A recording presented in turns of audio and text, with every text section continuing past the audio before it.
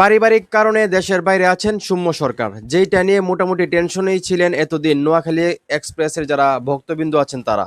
আমরা সবাই জানি বিপিএলে এবার নতুন টিম নোয়াখালী এক্সপ্রেস তারা খেলবে এবং সৌম্য সরকার কিন্তু তাদের তুরুপের তাস বলতে গেলে। সেই জায়গা থেকে সৌম্য সরকার পারিবারিক সমস্যার কারণে দেশের বাইরে আছেন এবং সেটা নিয়ে মোটামুটি টেনশনে ছিলেন নোয়াখালী এক্সপ্রেসের যারা সমর্থক আছে, যে সৌম্য সরকার প্রথম থেকে আসলে নোয়াখালীর হয়ে খেলতে পারবে কিনা বিপিএল।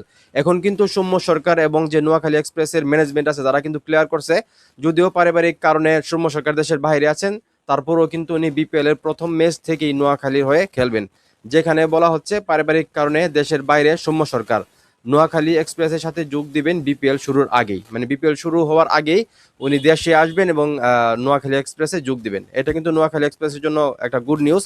তো নোয়াখালীবাসী যারা আছেন, যারা বিপিএল চাচ্ছেন যে এবার চ্যাম্পিয়ন হওয়ার জন্য, এই যে সৌম্য সরকার বিপিএল এর প্রথম ম্যাচ থেকেই খেলবে, এটা আপনাদের জন্য কতটা পজিটিভ বলে আপনারা মনে করতেছেন সেটা অবশ্যই কমেন্ট করে জানাবেন। ভিডিওটা ভালো লাগলে অবশ্যই শেয়ার করবেন।